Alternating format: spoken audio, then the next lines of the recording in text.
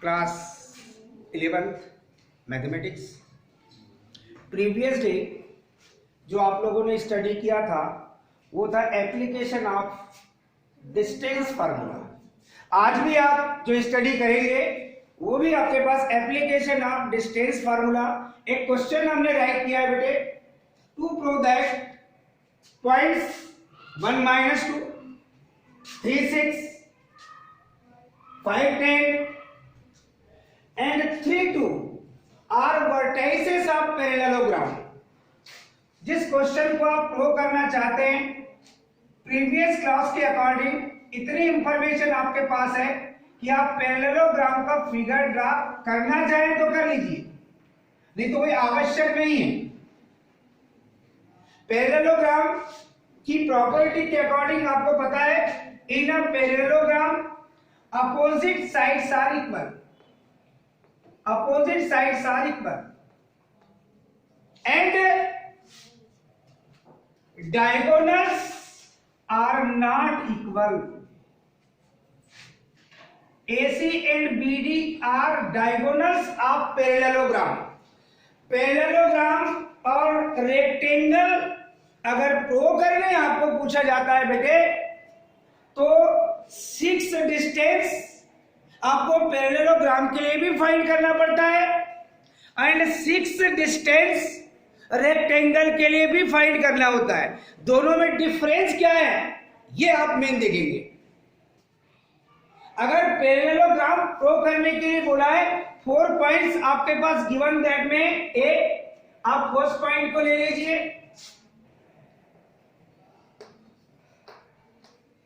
First point को आप ए assume कर लीजिए जिसके कोऑर्डिनेट है आपके पास 1 - 2।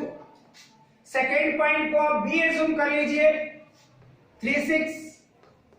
थर्ड पॉइंट को आप सी एज्यूम कर लीजिए 5 10 और फोर्थ पॉइंट को आप डी एज्यूम कर लीजिए 3 2। That means in a parallelogram prove करना है आपको कि ये पैरेललोग्राम के वर्टाइसेस हैं, तो आपने 4 पॉइंट्स जो राइट कर लिया है तो ऑब्जेक्ट आपको बनाना पड़ेगा to prove ABCD is a, shortly आप ऐसा लिख सकते हैं अगर पूरा नहीं लिखना है तो। ये पढ़ा जाता है आपका पैरेललोग्राम, आप चाहे तो पूरा लिख भी सकते हैं, कोई दिक्कत नहीं है। इसकी मीनिंग क्या है वो आपको पता होना चाहिए। आपको इससे प्रूव करने के लिए क्या करना पड़ेगा, आपको पता है कि in a parallelogram opposite side A B, BC बोलो या CD बोलो, दोनों की मीनिंग सेम है। AB equal DC and AD equal BC। Opposite sides are equal and diagonals AC not equal BD। अगर ये चीजें आपके पास मिल जाए तो आप कहेंगे कि ये जो 4 पॉइंट्स गिवन दैट में है ये पैरेललोग्राम के वर्टाइसेस को रिप्रेजेंट करते हैं। और यदि रेक्टेंगल के लिए आपको कहे तो ये सारी सिचुएशन वैसे ही फाइंड कर लिए, बस opposite sides are equal in a rectangle and diagonals are also equal in rectangle। तो रेक्टेंगल में जो डायगोनल्स हैं वो इक्वल होते हैं और पैरेललोग्राम में डायगोनल्स आर नॉट इक्वल। अगर आपको 4 पॉइंट्स ऐसे गिवन दैट में हो और आपको कहा जाए कि prove that points vertices of square, तो आप क्या करेंगे? स्क्वायर के प्रॉपर्टी के अकॉर्डिंग आपको पता है in a square 4 sides are equal. That means AB equal BC equal CD equal AD and also diagonals are equal. That means AC equal BD in a square. मगर आपको कहा जाए कि रोम्बस प्रूव करना है तो रोम्बस में भी 4 साइड्स आर इक्वल होती हैं मगर उसमें डायगोनल्स इक्वल नहीं होते। AB equal BC equal CD equal AD and AC not equal BD तो रोम्बस, और AC इक्वल BD है तो स्क्वायर। अपोजिट साइड्स इक्वल है तो वो पैरेललोग्राम भी हो सकता है, रेक्टेंगल भी हो सकता है। दोनों में डिफरेंस क्या है? Diagonals are not equal, it is called parallelogram, and diagonals are equal, then it is rectangle. यानी पहले आपको जो क्वाड्रेटर के लिए चल रहे हैं, तो किस टाइप के क्वाड्रेटर की बात की जा रही है, ये आपके पास बेसिकली प्रीवियस क्लास से चाहिए, जो आपने 10th तक स्टडी किया है। और आपको 11th में क्या मिला? Distance formula. ये 10th में भी आपके पास था। तो डिस्टेंस फार्मूले की आप एप्लीकेशन पढ़ रहे हैं कि डिस्टेंस फार्मूले को आप कहां कहां अप्लाई कर रहे हैं। तो अब आप क्या करेंगे? आपको 6 डिस्टेंस फाइंड करने पड़ेंगे। अभी तो केवल आप डिस्टेंस बिटवीन 2 पॉइंट्स के अकॉर्डिंग ही चल रहे थे कल तक के सिचुएशन में। आज हमने पैटर्न चेंज किया। कल आपके पास एक इक्विलेटरल ट्रायंगल की बात किया था हमने, जो वीडियो में देखा होगा। इक्विलेटरल ट्रायंगल दैट मींस आपको पता होना चाहिए कि इक्विलेटरल ट्रायंगल में क्या होता है। 3 साइड्स आर इक्वल। 3 साइड्स की लेंथ अगर इक्वल आ रही है तो डिस्टेंस फार्मूले के अकॉर्डिंग हमने बता दिया कि वो किस बात को रिप्रेजेंट कर रहा है कि वो इक्विलेटरल ट्रायंगल है। तो आपको जो भी प्रीवियस क्लास में जिस ज्योमेट्रिकल फिगर के बारे में आप जानते हैं, वो इंफॉर्मेशन आपको चाहिए, क्योंकि पैटर्न अब क्या हो गया है न्यू सिस्टम में, वो आपको कुछ समय बाद बताया जाएगा। जो 12th का पैटर्न है वही 11th का भी पैटर्न होगा। आपके पास उसी पैटर्न का एक ब्लूप्रिंट आपके लिए कुछ समय बाद 11th के लिए भी आएगा। यानी वहां पर जो क्वेश्चन का पैटर्न होगा एनालिटिकल क्वेश्चन, दैट मींस आप जिस बुक को पढ़ रहे हो उस बुक से नहीं रहेंगे, वो न्यू क्वेश्चन रहेंगे। और न्यू क्वेश्चन कैसे बनते हैं? आपके पास वो 9th से रिलेट हो सकता है, 10th से रिलेट हो सकता है, 8th से रिलेट हो सकता है, कहीं से भी रिलेट हो सकता है वो क्वेश्चन। तो क्या आपके पास बेसिकली जो यहाँ यूज किया जा रहा है वो सिचुएशन इस सिलेबस के अकॉर्डिंग, क्या आपके पास उसकी इंफॉर्मेशन आपके पास है या नहीं? जैसे अभी हमने पूछ के देखा आपको पैरेललोग्राम के बारे में, हमने डेफिनेशन पूछे, आप प्रॉपर्टी बता रहे थे। प्रॉपर्टी पूछेंगे तो आप डेफिनेशन बताओगे। आपको ये कंफर्मेशन नहीं है जो आप बता रहे हैं वो डेफिनेशन है कि वो प्रॉपर्टी है, ये आप कंफर्मेशन में नहीं। तो आपको कंफर्मेशन चाहिए कि आप जो बोल रहे हैं वो प्रॉपर्टी ही बोल रहे हैं या फिर आप डेफिनेशन बोल रहे हैं। तो इसके लिए आपने ऑब्जेक्ट बना के रख लिया है। आपको पहले 6 डिस्टेंस फाइंड करने हैं। तो पहले आप AB फाइंड कर लीजिए। डिस्टेंस फार्मूला आप यहां यूज करेंगे, bx2y2 होगा, वर्टाइसेस राइट कर दीजिए 1 - 2। फिगर में अगर राइट कर देते हैं तो आपको कैलकुलेशन में काफी हेल्प मिल जाती है।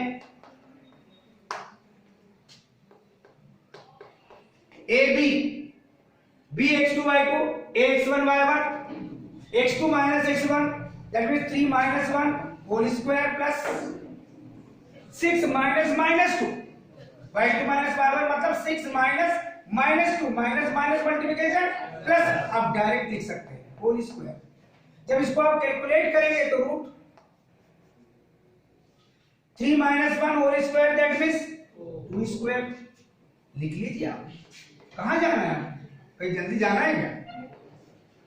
6 + 2 that means 8 square 2 square 8 square 64 कितना मिल जाएगा? 68।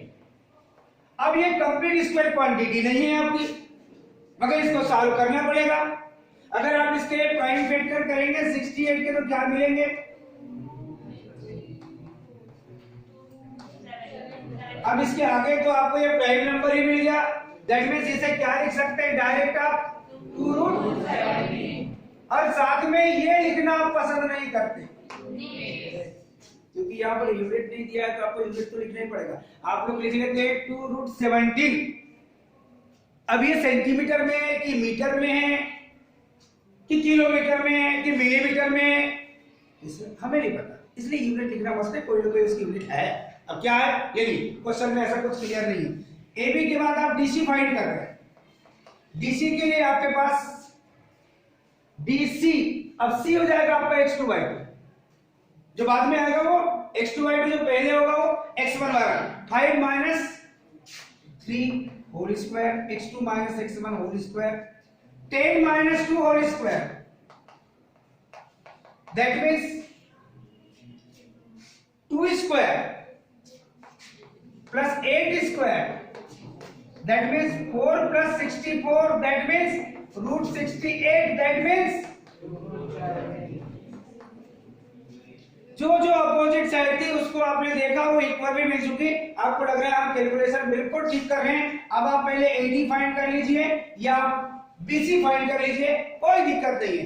AD के लिए dx2y2 और ये x1y1, x2 minus x1 3 minus 1 whole square plus 2 minus 2, that means plus 2 whole square root 3 minus 1, that means 2 square plus 4 square, that means 4 plus 16, that means 20, that means 2 root 5, क्योंकि 4 5 जब 20 होता है। 4 complete square quantity है, 4 का square root आपको 2 मिल जाएगा और root 5 ऐसे इट इज होगा। अब आप BC फाइंड करके देख लीजिए। BC cx2y2 bx1y1 x2 minus x1, that means 5 minus 3 whole square plus 10 minus 6 whole square, that means 5 minus 3, that means 2 square. 10 minus 6, that means 4 square. 2 square 4 square 16 root of 20, that means twice of root 5. अब ये unit ये लिखते चलिए। अगर आपको अपने 100/100 अगर लेना होता है, जिस स्टूडेंट को 11 12 में 10 तक तो वैसे कोई ध्यान नहीं देते, हम भी ध्यान नहीं देते, मगर यहाँ पर एक नंबर 100/100 लेने के लिए आपको सारी चीजें लिखनी पड़ती है, क्योंकि ये चीज लिखना पसंद नहीं करते। सॉल्व में नहीं लिखा है, कब में नहीं लिखेंगे, तो वो कोई आपकी टेक्स्ट बुक नहीं है। जो ये हमने अप्लाई की वो टेक्स्ट बुक नहीं है, एक बुक है जिसमें वो सिलेबस है। ऐसे डिफरेंट राइटर की बुक्स आपके पास में। टेक्स्ट बुक का मतलब होता है जो वो अप्लाई करता है उसके बाद ले जाते। आपके पास 11 12 में टेक्स्ट बुक नहीं रहती, जबकि 10 तक आपके पास टेक्स्ट बुक रहती है गवर्नमेंट की। 11 12 में कोई गवर्नमेंट की बुक नहीं है। 10th की जो बुक मिलती है ना आपको, वो गवर्नमेंट एथराइज है, उसमें जो लिखा है वो 101% सत्य है। यहां लिखा है पूरा सत्य नहीं। ये मैंने बना लिया, मैंने प्रिंटिंग में या कुछ लिखना बंद कर, मैंने लिखा ही नहीं है यूनिट, तो मेरी बुक में है नहीं यूनिट। किसी अदर बुक ने बहुत ध्यान से देखा, उस बुक में आपको यूनिट दिखाई नहीं देगी, मतलब वो कंप्लीट बुक कहलाती है। तो ये सब चीजें को इनको कंप्लीट बुक मत दीजिए। ये सॉल्व जो होते हैं ये 80% सॉल्व होते हैं, 20% आपको उसमें कोई ना कुछ जो एक्स्ट्रा है, क्योंकि कैलकुलेशन करके डायरेक्ट लिख देगा, तो आपको कैलकुलेशन करके दिखाना है, वो कैलकुलेशन है। अब यहाँ पर आपके पास अब 2 डिस्टेंस बचे। एक है आपके पास AC cx2y2 5 10 x2y2 1 minus 2x1y1 5 minus 1 whole square plus 10 minus 2, that means plus 2 whole square, that means root 5 minus 1, that means 4 square, 10 plus 2, that means 12 square, that means 4 square की वैल्यू क्या मिलेगी आपको 16 और 12 square क्या मिलेगा 100। अब इन दोनों की एडिंग करेंगे तो क्या मिलेगा बेटे 160। अब 160 जो मिला है बेटे, अब इसकी आप प्राइम फैक्टर भी कर सकते हो, या तो 16 × 10 लिख सकते हो। 16 कंप्लीट स्क्वायर क्वांटिटी है, 16 का स्क्वायर रूट आपको मिलेगा कितना 4 और रूट में कितना मिलेगा 10। और ये यूनिट लिखना मत भूलिए आप, मैं उनके लिए बता रहा हूं जिसको 100 लेने की अच्छी इच्छा है। अब क्या होगा बेटे, आपको एक डिस्टेंस और फाइंड करना पड़ेगा, और वो डिस्टेंस क्या होगा आपके पास BD root x2 minus x1 dx2y2 ये x1/1, that means 3 minus 3 whole square। अब आप तो 0 कह दोगे, मुझे तो लिखना पड़ेगा ना d2 minus 6 whole square, that means 0 square plus in brackets minus 4 whole square, that means 0 plus 16, that means root of 16, that means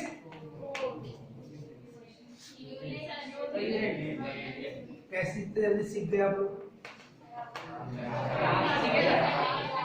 अब आप देखिए, जो आपके पास टोटल कंक्लूजन फाइंड हो रहा है बेटे, clearly A B equal D C आप राइट करेंगे।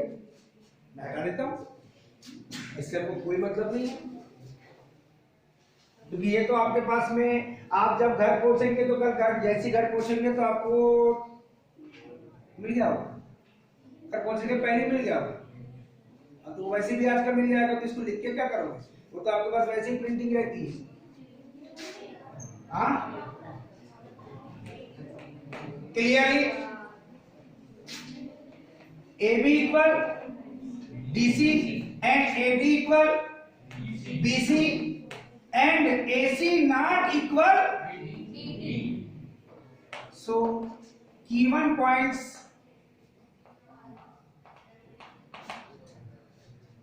are vertices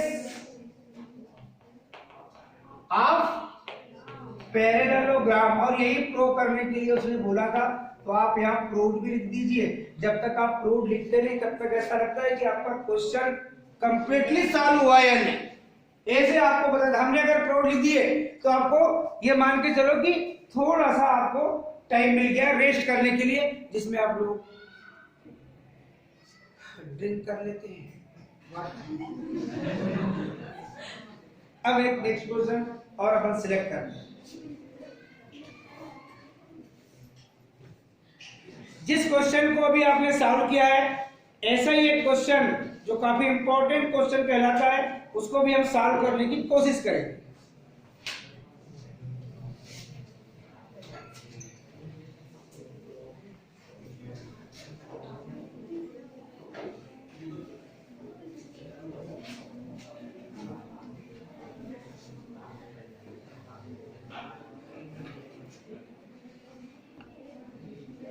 The length of a straight line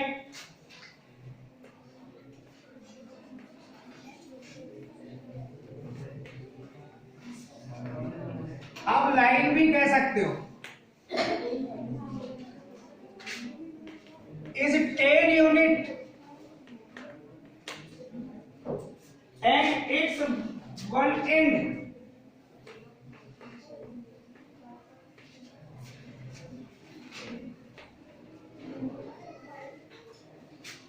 is at 2 minus 3. If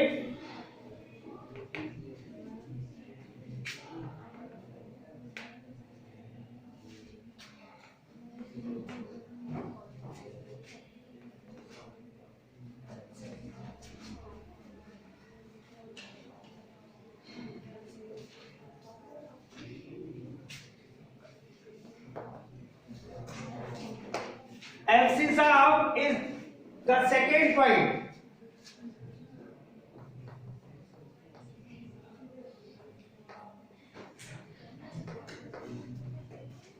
second end is 10, then so that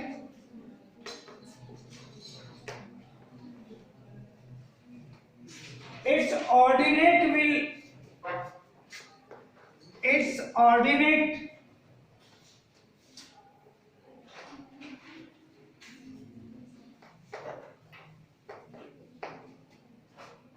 will be 3r minus 9.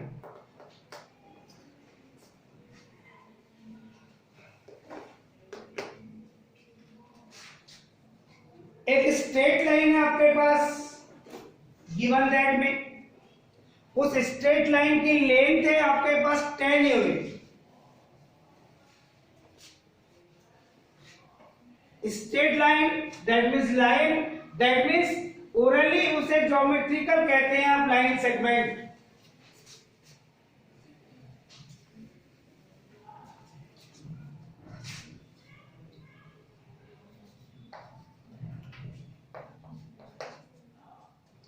जिस line की वो बात कर रहा है उस लाइन को आप ए बी एज्यूम कर लो। इस लाइन की जो लेंथ है वो है आपके पास 10 यूनिट और उसका जो फर्स्ट एंड है ए, उसके कोऑर्डिनेट है आपके पास 2 - 3, और वो कहता है कि जो अदर एंड है उसके लिए आपको एफसी सा कितना गिवन दैट में बेटे 10। एफसी से का मतलब है उस पॉइंट का एक्स कोऑर्डिनेट, वो कितना है आपके पास 10। और आपको प्रूव करने कहा है उसने कि जो अदर एंड है उसके लिए ऑर्डिनेट, ऑर्डिनेट का मतलब है वाई कोऑर्डिनेट, ऑर्डिनेट का मतलब है वाई कोऑर्डिनेट, वो कितना होगा आपके पास, या तो 3 होगा या तो -9 होगा। तो आप उसको एज्यूम कर लीजिए, let ordinate of other end is, ये y एज्यूम कर लिया। सो पॉइंट बी जो सेकेंड वाला लिए उसके कोऑर्डिनेट हो जाएंगे आपके पास 10y, क्योंकि आपके पास क्वेश्चन में ही उसके लिए x कोऑर्डिनेट कितना है 10 है। अब डेफिनेटली आपके पास जो सिचुएशन दिया है ये AB इक्वल 10 यूनिट, यानी लेंथ आपके पास है, डिस्टेंस बिटवीन 2 पॉइंट्स आपके पास गिवन दैट में है। दूसरी चीज आपके पास x1 y1 ये आपके पास है first and, that means 2 - 3, that means x1 की वैल्यू है 2, y1 की वैल्यू है -3। अदर पॉइंट की बात कर रहे हैं उसको कहेंगे आप x2 y2, जिसके कोऑर्डिनेट आपके पास 10, y है, दैट मींस x2 की वैल्यू है आपके पास 10 और y2 की वैल्यू है आपके पास y। अब डिस्टेंस फार्मूला आप अप्लाई करेंगे, since we know that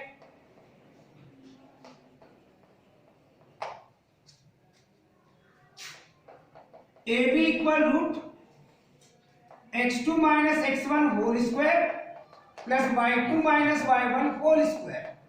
AB की वैल्यू है आपके पास 10 यूनिट, यहां पर अप्लाई करेंगे x2 की वैल्यू है 10 माइनस x1 की वैल्यू है आपके पास 2, 10 - 2 whole square plus y2 - y1 की वैल्यू है आपके पास y माइनस y1, ये है आपके पास -3 माइनस माइनस मल्टीप्लिकेशन ये plus whole square 10 as it is, इसे आप राइट करेंगे बेटे 10 - 2 दैट मींस 8 स्क्वायर प्लस ये मिलेगा बेटे आपके पास। इसको एक्सपांशन मत कीजिए, कल एक क्वेश्चन आपने देखा होगा जिसमें आपने सॉल्व करके सिस्टम देखा होगा कि आप क्वाड्रेटिक इक्वेशन में कन्वर्ट करके भी अननोन क्वांटिटी एक वैल्यू फाइंड किए थे, जिसमें टाइम अप थोड़ा सा पड़ जाता है, और आप अगर डायरेक्ट सॉल्व करते हैं तो आपको टाइम भी कम लगता है, कैलकुलेशन भी इजी होता है। तो आप इसको सॉल्व करने की अब बोथ साइड स्क्वायरिंग कर दीजिए।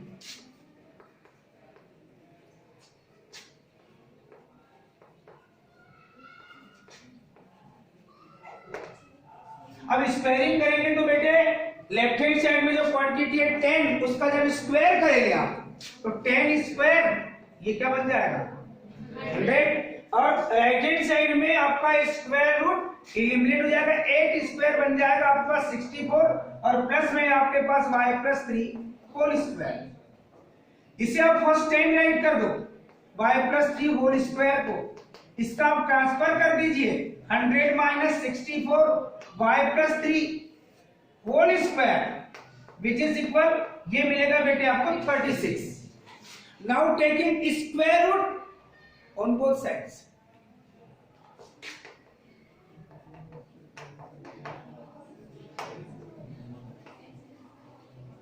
Square root on both sides.